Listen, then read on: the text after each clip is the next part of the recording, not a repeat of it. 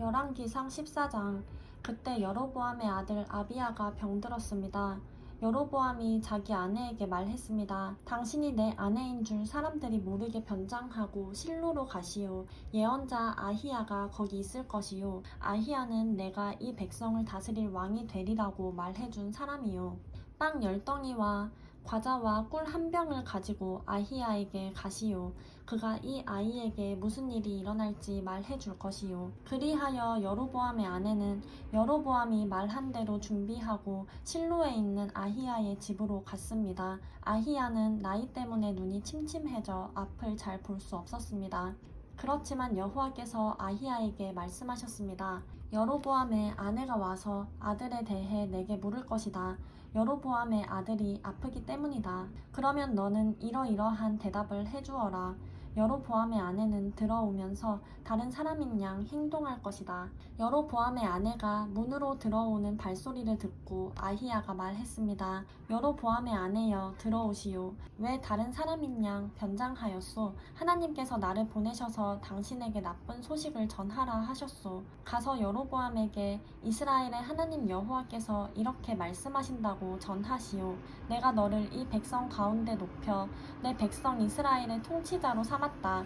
다윗의 집에서 나라를 찢어내 내게 주었는데 너는 내 종 다윗이 내 명령을 지키고 온 마음으로 나를 따르며 내가 보기에 정직한 일만 했던 것처럼 행동하지 않았다. 너는 너보다 앞서 살았던 모든 사람들보다 더 악을 행했다. 내가 너 자신을 위해 다른 신들을 만들고 우상을 빚어 내 진노를 자아내고 나를 내 등 뒤에 버렸다.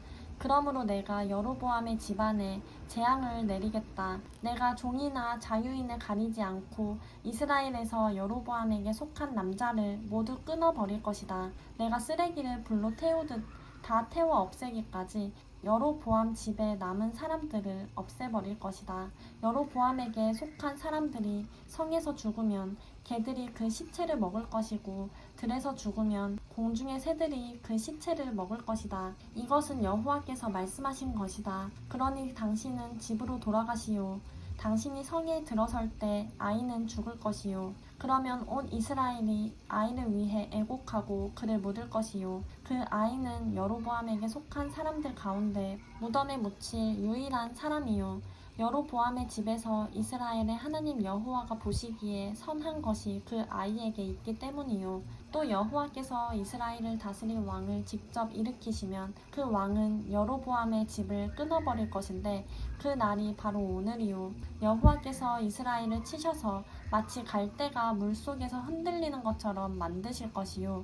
여호와께서는 이스라엘을 그 조상들에게 주신 이 좋은 땅에서 뽑아내 유프라테스 강 너머로 흩으실 것이요. 그들이 아세라 목상을 만들어 여호와를 진노하게 했기 때문이요. 그리고 여호와는 여로보암의 죄 때문에 이스라엘을 버리실 것이요. 여로보암이 자기만 죄지었을 뿐 아니라 이스라엘도 죄짓게 했기 때문이요.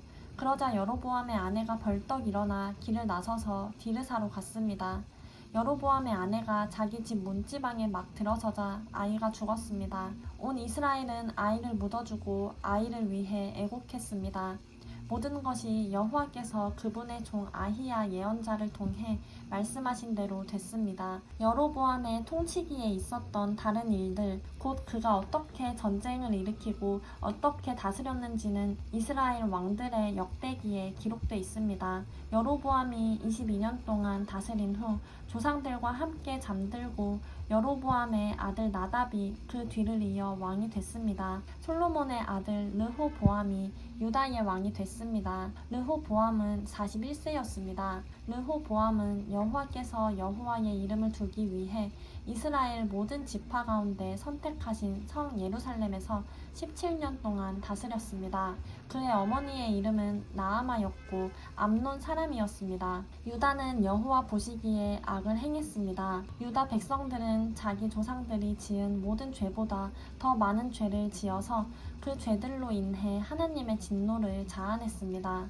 그들은 또한 자기들을 위해 산당을 세웠고 높은 산과 푸른 나무가 있는 곳마다 우상과 아세라 목상을 세웠습니다. 유다 땅에는 남창들도 있었습니다. 이같이 이스라엘 백성들은 여호와께서 이스라엘 자손들 앞에서 쫓아내신 민족들이 한 모든 가증한 일들을 똑같이 했습니다. 르호보암 왕 5년에 이집트 왕 시삭이 예루살렘을 공격했습니다. 그는 여호와의 성전 보물과 왕궁의 보물들을 다 빼앗아 갔습니다.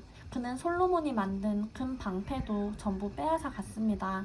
그리하여 르호보암 왕은 그것들 대신 청동 방패를 만들어 왕궁 입구를 지키는 호위 대장들에게 맡겼습니다. 왕이 여호와의 성전에 갈 때마다 경호병들이 방패를 들고 갔고 돌아와서는 경호실에 가져다 놓았습니다. 르호보암 때 일어났던 모든 일과 그가 한 모든 것은 유다 왕의 역대기에 기록돼 있습니다. 르호보암과 여로보암 사이에는 전쟁이 끊이지 않았습니다. 르호보암은 조상들과 함께 잠들고 다윗 성에 그들과 함께 묻혔습니다. 그 어머니의 이름은 나아마였고 암몬 사람이었습니다. 르호보암의 아들 아비암이 뒤를 이어 왕이 됐습니다.